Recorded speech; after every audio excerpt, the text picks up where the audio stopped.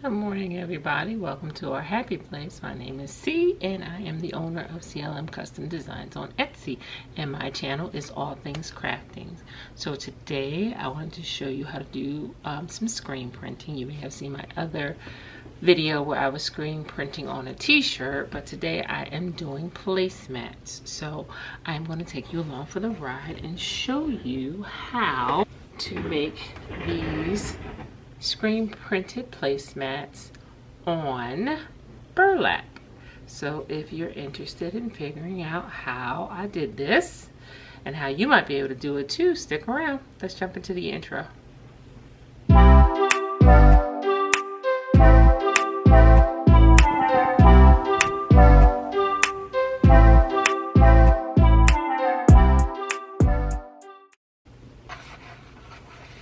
So guys, I am going to do some screen printing on some burlap.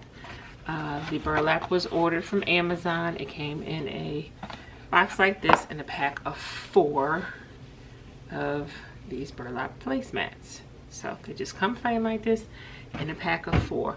What I need to do is turn you around so that you can see my screen. Okay, I have opened up Design Space. Make it large for you.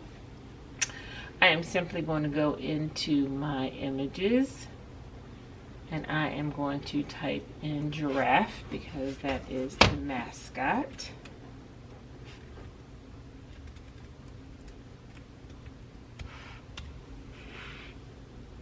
I am going to find the giraffe that I want.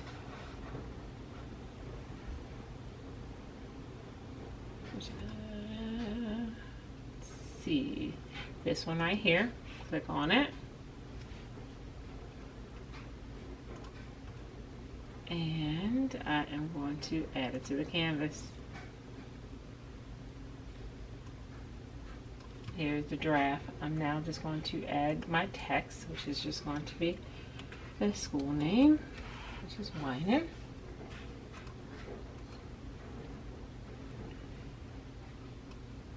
Which is going to be right next to the giraffe.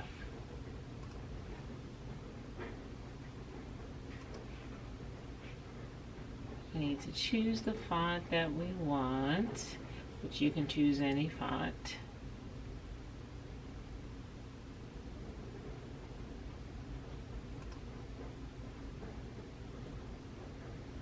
And then we just need to size it to the size that we want it to be, right? And basically I'm just trying to kind of match it up to the size of the giraffe. Make this giraffe just slightly bigger so it's a little above Hawaiian. Change it to black. Okay, so there you go. That's the design right there. I would group this together just so it's now one piece opposed to those 2 separate pieces. And typically, if you watch my video with this shirt, you'll see that typically I do my templates for screen printing on a Oracle permanent vinyl, but I recently watched a video from Olivia Hayward. If you don't know who she is, you should go check her channel out. And she was doing some templates with iron-on vinyl, which was like an epiphany for me, because with the permanent vinyl, after you use it and you wash it, pretty much it peels off, and if you need to use it again, you have to remake it. But with the iron-on, it literally will stay on the screen even after you wash it, and you can use it repeatedly, which saves money, saves time. So that's what I'll be doing today. So you would hit make it, and remember again, because we are using an iron-on vinyl. Oh, see, look at that. See, it's separated. And I will tell you why. Let's go back to cancel. Because even though I grouped it together, I didn't attach it. And grouping it together just allows you to move it on this screen. But if you want it to print together, you have to come down here, hit the word attached. And now when I go to make it, it will literally now be together. So it'll print together as one design. So remember, we are using iron-on vinyl, so we always have to mirror it. And now we can go ahead and print it. It's just telling me that I need to make sure I'm using my larger mat, because the small mat is a 12 by 12. This obviously is a little bit bigger than that, so it's telling me I need to use my larger mat, which is a 24 by 12 mat. So yes, we can go ahead and hit continue. We would then choose the vinyl, but I've already cut it out, so I'm not going to do this piece, but it would tell you to choose the vinyl. I would choose everyday vinyl, and then we would go ahead and cut it out. I've already done that, so now let me show you what we got. Here's the printout. This is iron-on, so I've weeded it, and now what we have to do is press it. I'm going to use my easy press because of the fact that the screen has a lip, so it won't go down flat, but my easy press can get right inside.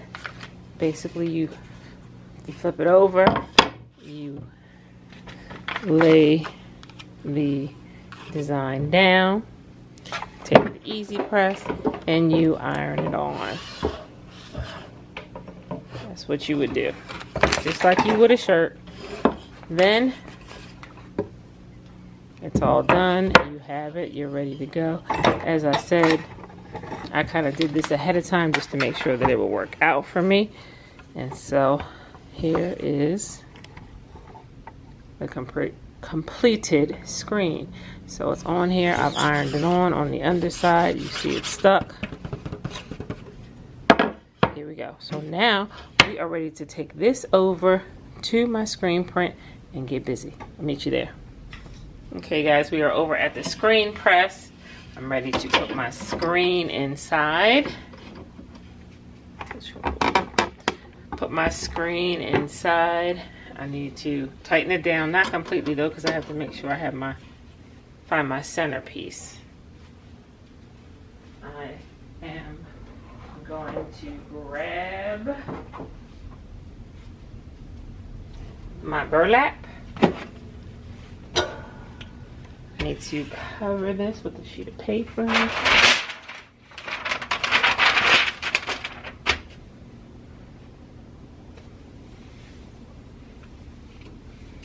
I'm going to use a bit of my spray adhesive so that I can stick the paper down.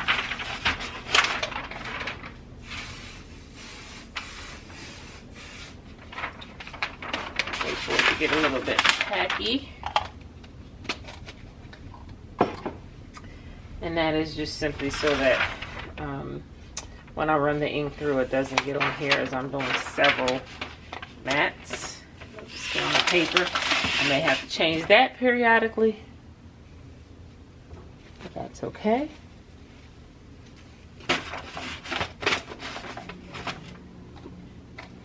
I am going to spray the top of this a little bit again so that my mat now won't move. Here, do a quick little measurement.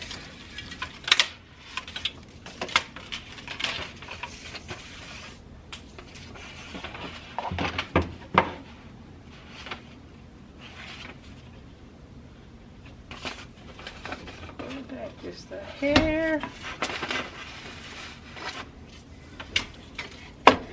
That's about right, so I'm going to tighten this down so that my screen does not move. Yep. Got my squeegee. I'll put that back together.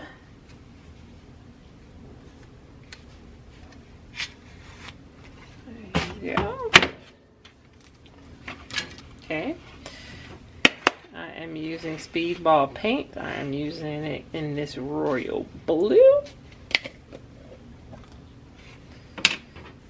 I'm just going to take some, put it on the top of the screen, right across the top.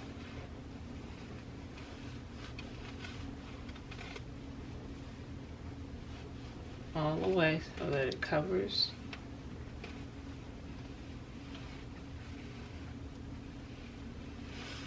the word.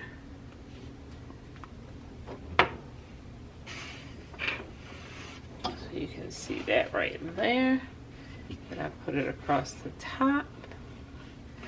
And I did forget to tape it, so I'm going to have to try to do that while it's here. But yes, I should have taped all around here so that only what I want receives the ink. That would have been helpful. But considering that it is 4:30 in the morning, kind of forgot that step. But we are going to do it now. So I will be back after I tape this.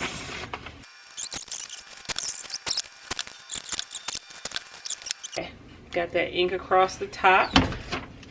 I'm going to kind of flood the screen, which just simply means I'm going to pull some of the ink through on the design. So that when I set it down, it's kind of already started. Okay.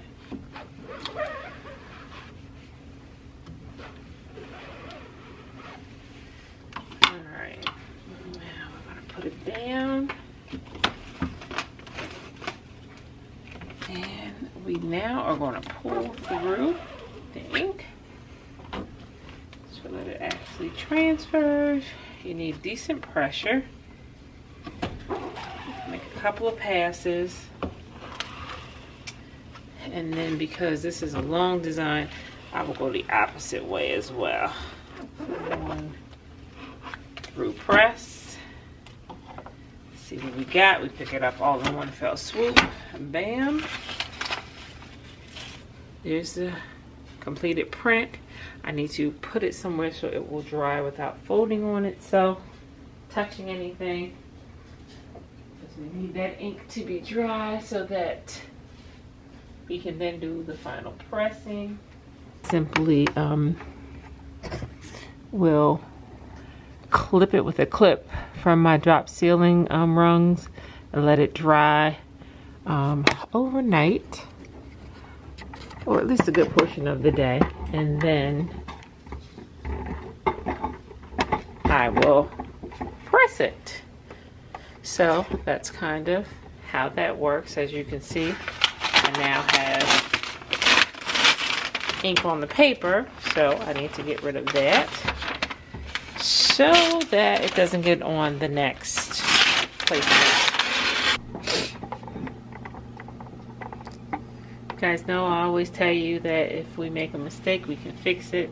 Just like with the screen printing, if it does not press the whole way through, like in the case with this one, in just some certain spots, you can take a fine paintbrush with the paint, and you can just kind of paint in the area that didn't completely pick up the paint, and kind of fill it in. It wouldn't be good for like a large portion of the design, but if it was just a few little spots that didn't fill in, you could certainly fill it in with a paintbrush, and with a steady hand it should actually be okay, which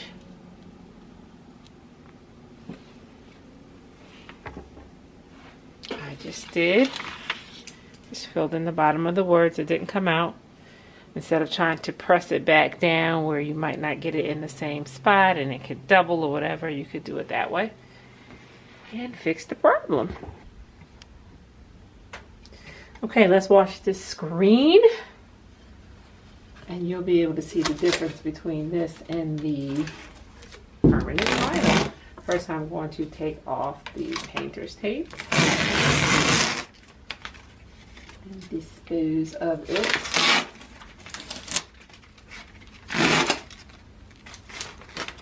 I'm rinsing it with some warm water. I'm just going to spray it with, this is just Mr. Clean. It's best to do this as soon as you are finished, because you don't want it to get hard, because if it gets hard, then you're not going to be able to use the screen again. So, kind of washing it down, rinsing it, sides.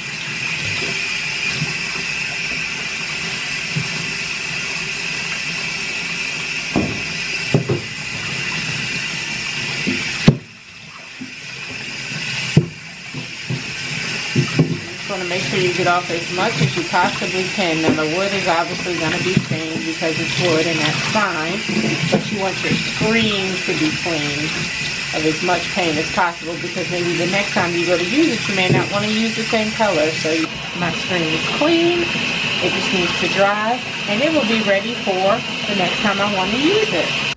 Now again, let's go and press those mats to set in the ink.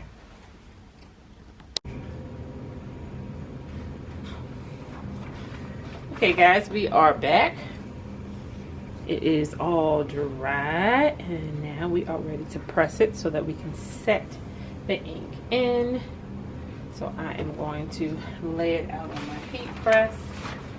Going to cover it with a Teflon sheet and give it just a quick press. It won't take long, just a few seconds.